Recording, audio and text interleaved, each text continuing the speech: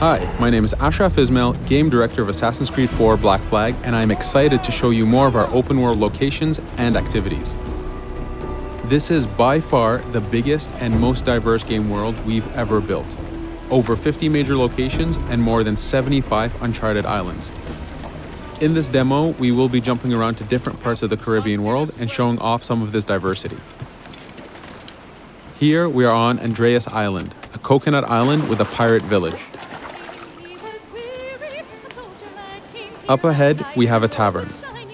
Taverns are places where you can hire crew, pay for secret information about valuable convoys, you can play mini-games, and of course, you can have a drink. To gain access to all of this, you need to prove yourself with your fists.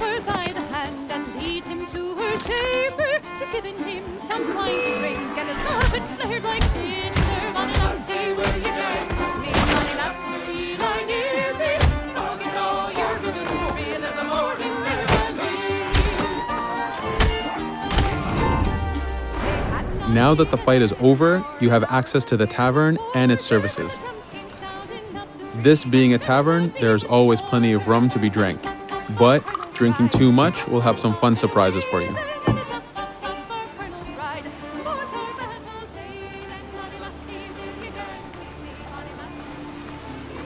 Now let's head to that viewpoint and sync up. Each viewpoint in the game is a small navigation puzzle to reach the top. Synchronizing unfogs the map, showing you nearby collectibles and activities, and it also becomes a fast travel point so that you can quickly get back here. The world is massive. We needed to make it comfortable and easy for you to get to where you want.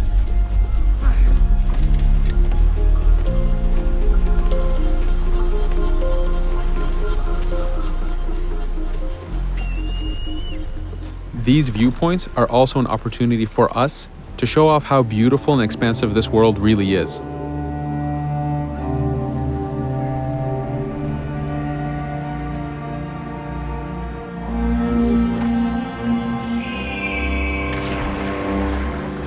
Now we're heading to another important location, underwater shipwrecks. We are now able to access these locations because we recently purchased a diving bell. These are real 18th century devices that pirates and sailors used to access the underwater. Underwater is how the golden age of piracy started. Through an incredible hurricane, tons and tons of Spanish gold was lost at the bottom of the seabed. This attracted poor, jobless sailors and pirates to dive down and grab this treasure. It was important for us to include the underwater as a new environment because it was so important to the history of piracy.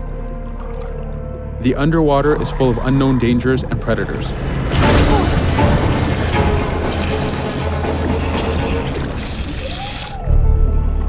You do have to pay attention and act quick, but the risk is worth the prize as you need a lot of money to get all the upgrades for your ship, the Jackdaw.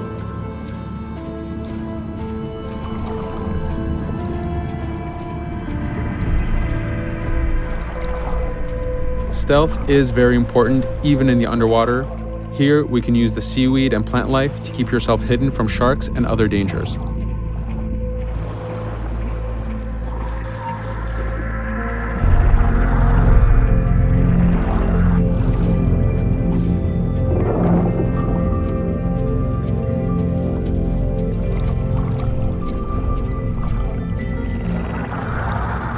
This is an air barrel.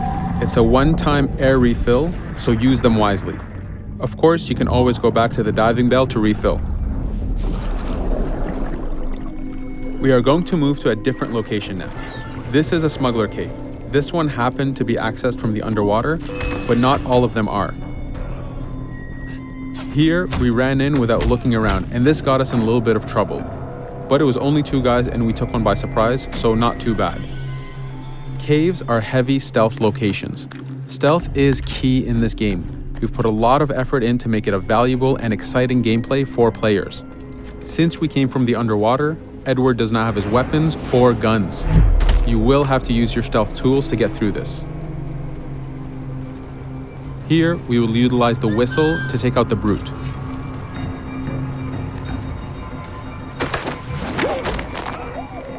Anytime an enemy is taken out, they will drop their weapon for you to use.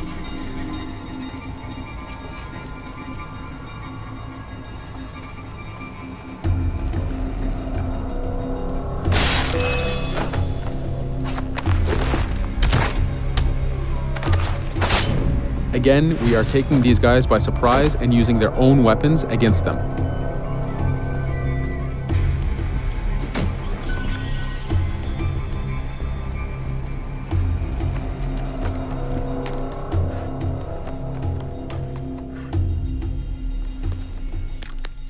Using just your fists keeps things quiet. This allows you to take advantage over the second guard.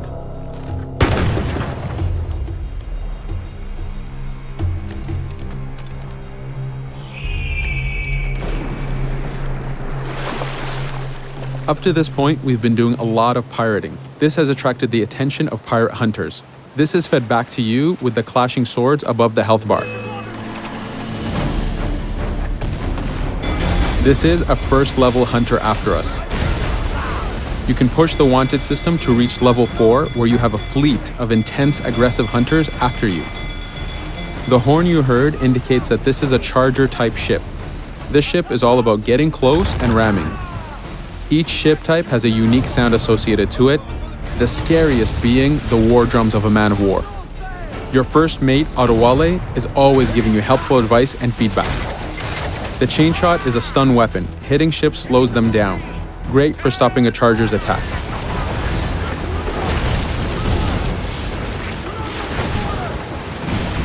As the masts come down, we can start a boarding. We need to take out 10 crew members to win the boarding. Of course, we can do it any way we want. In this case, since this is a smaller ship, the swivel gun is very efficient.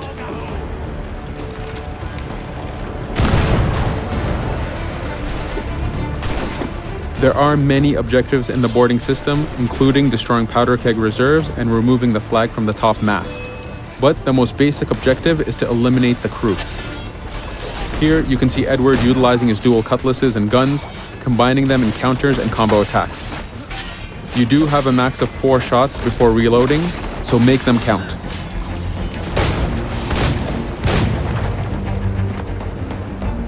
Plundering a hunter allows you to send a very powerful ship to your fleet.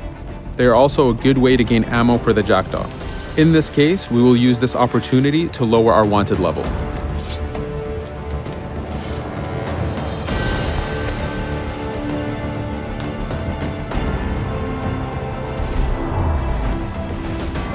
A very important new activity in Black Flag is harpooning.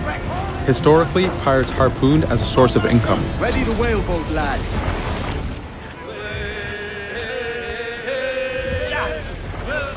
Harpooning is a part of upgrading Edward and his gear. There are many different types of creatures to harpoon, and they are all needed to get every single upgrade. Steady now, lads.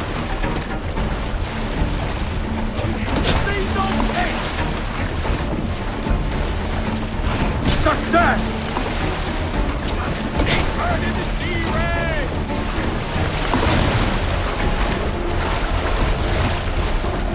It's weakening! The bastard's torn the rope! Stay sharp, lads. This is one of the smaller harpooning targets. Just imagine taking on a great white shark or a blue whale.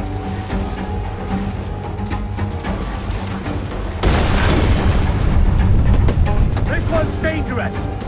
The harpooning activity itself has upgrades, and you will need them to take on the bigger targets. You can upgrade the health of the rowboat, the number of harpoons you carry, and the damage of the harpoons themselves.